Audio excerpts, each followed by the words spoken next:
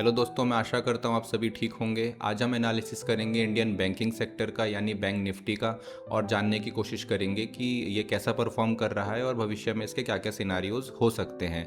ये एक purely educational analysis video होगा। इसमें आप बिल्कुल भी बाई या सेल सिग्नल लेने की कोशिश ना करें और बिल्कुल भी मैन्युपुलेट ना हो। ठीक है, यहाँ पर सिर्फ समझने की कोशिश करेंगे कि बैंकिंग सेक्टर कैसे परफॉर्म कर रहा है। ओके, तो शुरू करते हैं।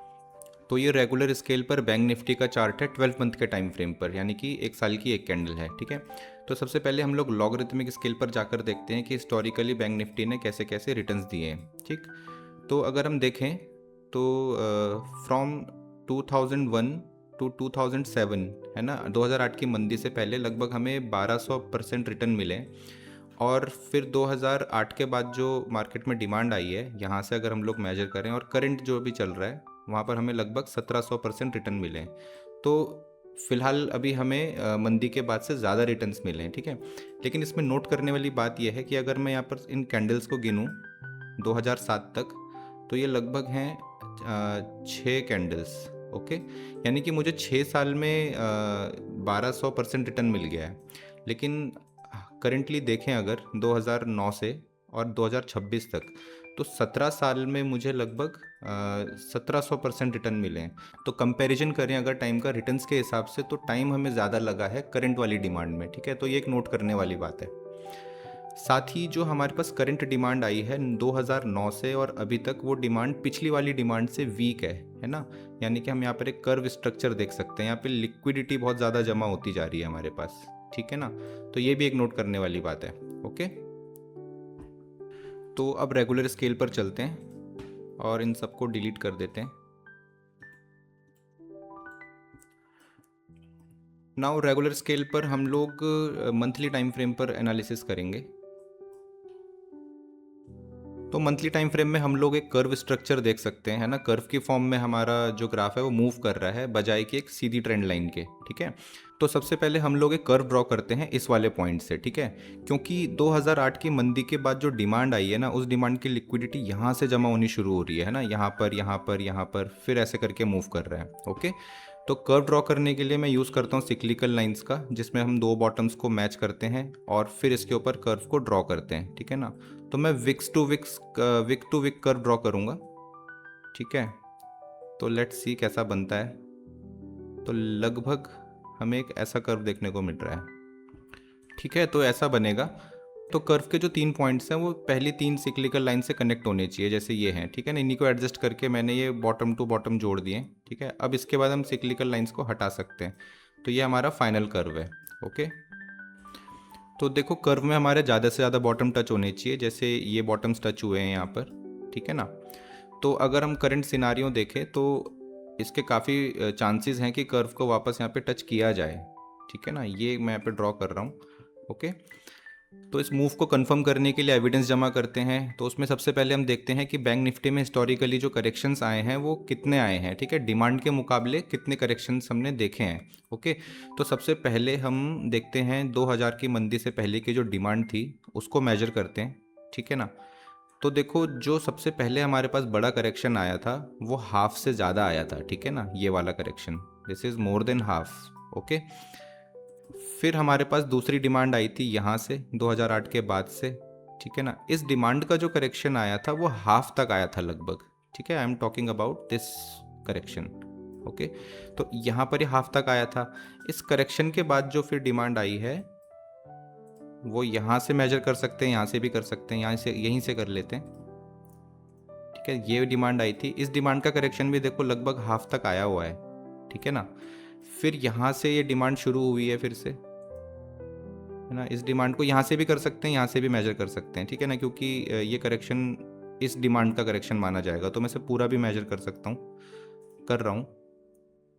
ठीक है ना, तो जो पेंडेमिक वाली करेक्शन थी देखो वो भी लगभग हाफ से ज़्यादा आई है।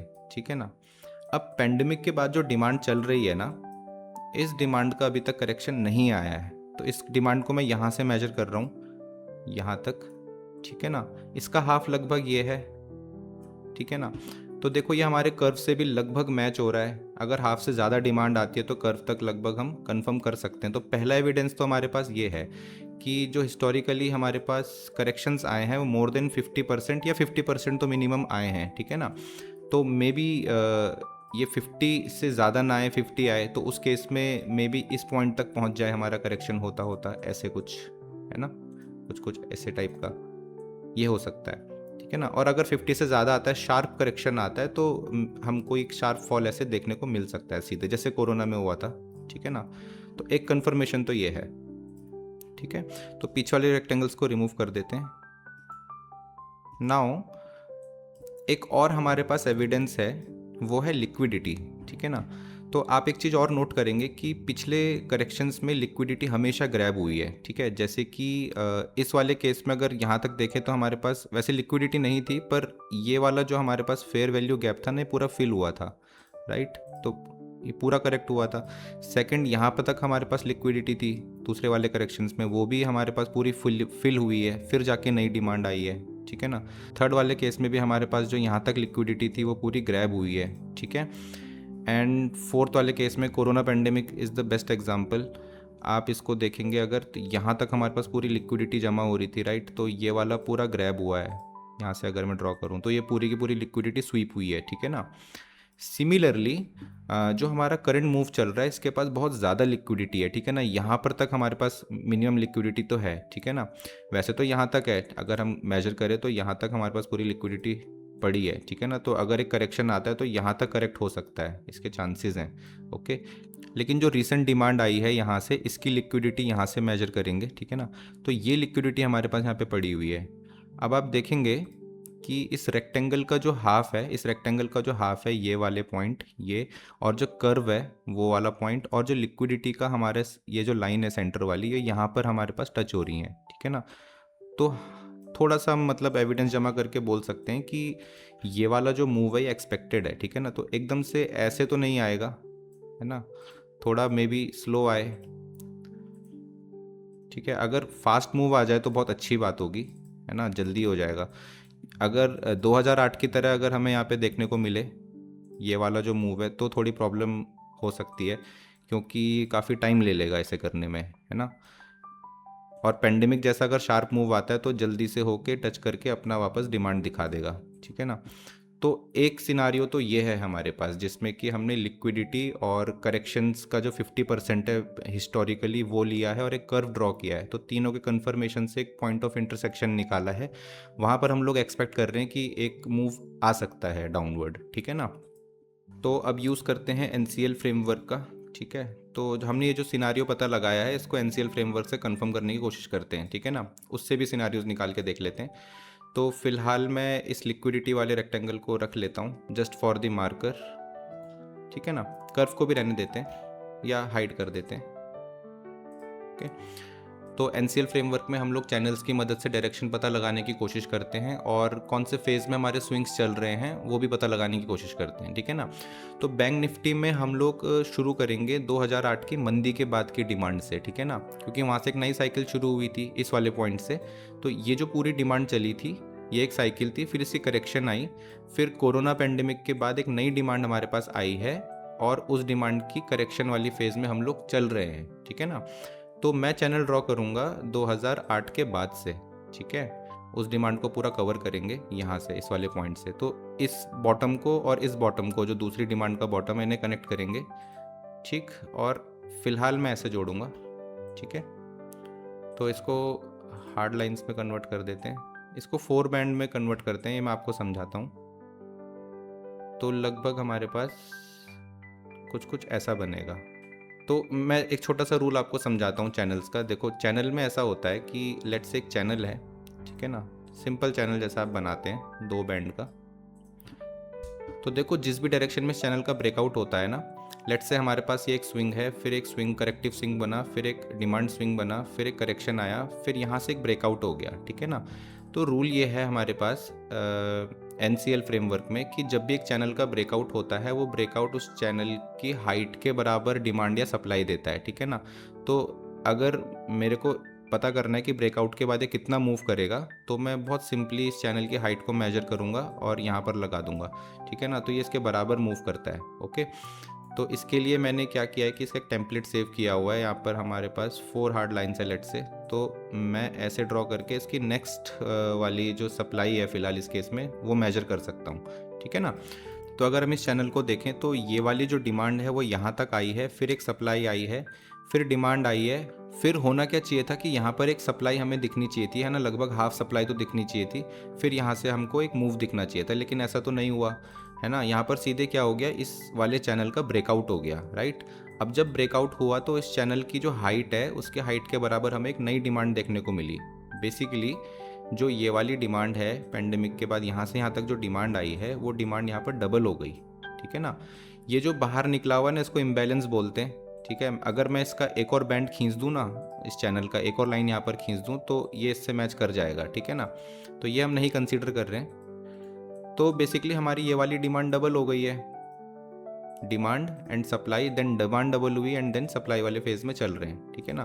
तो मैं क्या कर सकता हूँ ना कि यहाँ से एक और चैनल ड्रॉ कर सकता हूँ, ठीक है ना, इसको मेजर करने के लिए, स्विंग को समझने के लिए। तो उसे करके देखते हैं, इस वाले पॉइंट से, इस डिमांड से, और इसको 2 बैंड में कन्वर्ट करते हैं, ये देखें, ठीक है।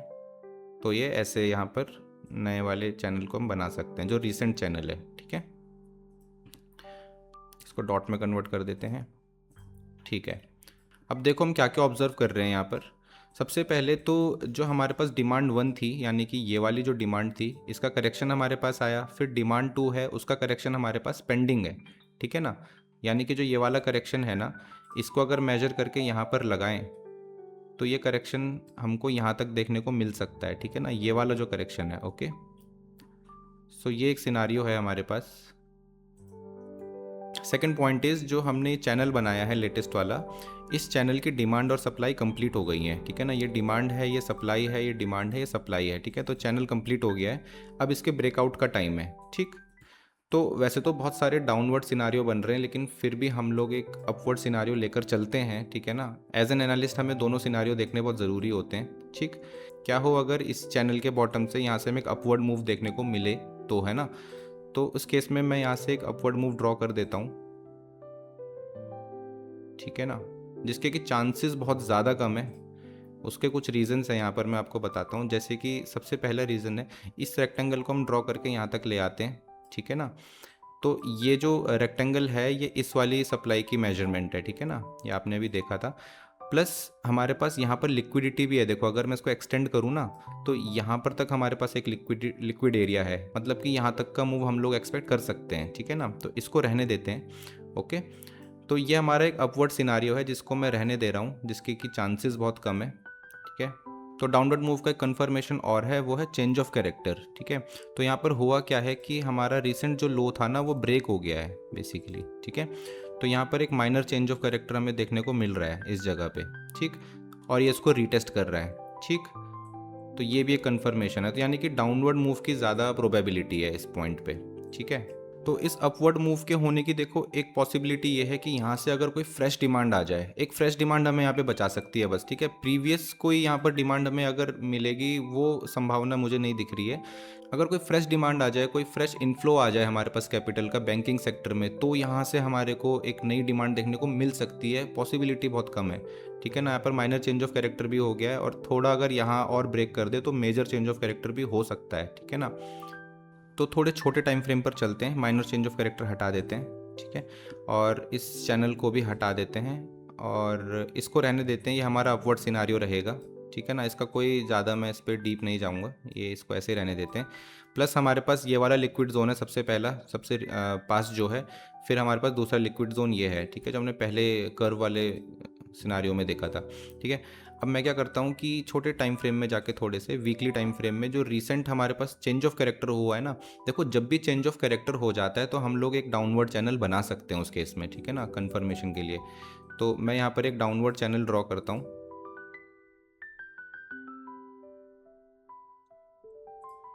ठीक है। तो इस अपवर्ड सिनारियो को हम चैनल के बॉटम से ही रहने देते हैं, इट्स ओके, या फिर यहाँ से कर लेते हैं। तो इसको एक डेली टाइम फ्रेम में एक बार कंफर्म कर लेते हैं चैनल के एंगल्स को। तो ये बॉटम में ले रहा हूँ और ये वाला बॉटम ले रहा हूँ और इन एंगल्स को मैच कर रहा हूँ, ठीक है। कुछ कुछ ऐसा है। वीकली में चलते हैं। तो इस रीसेंट जो हमारे पास चैनल फॉर्मेशन हो रही है इसकी बात करें अगर, तो इसकी देखो एक डिमांड तो हमारे पास ये है, ठीक है, फिर एक सप्लाई आ गई है। नाउ दूसरी डिमांड में हम लोग चल रहे हैं और हाफ वाला फेस चल रहा है, ठीक है ना। तो यहाँ पर मे बी हम इसको यहाँ पर टच होता हुआ देखें पहले, और फिर यहाँ से जो ये वाली डिमांड है वो यहाँ से रिपीट होके यहाँ टच करे, ठीक है ना। अगर ऐसा होता है तो ये एक अच्छी बात होगी वैसे अपवर्ड सिनारियो के लिए, क्योंकि अगर यहाँ तक हमारा ग्राफ मूव करता है तो हमारी सप्लाई स्लो हो रही है यानी कि, है ना, और सप्लाई स्लो होगी तो हमारी डिमांड फास्ट होने लग जाएगी धीरे धीरे, ठीक है ना। तो ये एक चीज़ हो सकती है। नहीं तो हमको यहीं से एक हाफ डिमांड के बाद ये सप्लाई देखने को मिल सकती है, ठीक है ना। तो एक सिनारियो तो हम इसी को मान लेंगे कि यहाँ से हमारे पास पूरी ये डिमांड आती है, देन ये वाली सप्लाई पूरी रिपीट होती है इस पॉइंट तक, ठीक है ना। तो ये एक केस है हमारे पास। तो जब इस पॉइंट पे हम लोग पहुंचेंगे तो यहाँ पर हम दोबारा एनालिसिस करेंगे, ठीक है। इसके अलावा जो और सिनारियोज़ हैं, ऐसा हो सकता है कि यहीं से हमें एक शार्प फॉल देखने को मिले, ठीक है ना। ये वाला फॉल यहाँ पे कंटिन्यू कर सकता है। अगर ऐसा होता है तब हमें एक हेड एंड शोल्डर पैटर्न देखने को मिलेगा, ठीक है, मंथली टाइम फ्रेम में या वीकली में भी दिख जाएगा।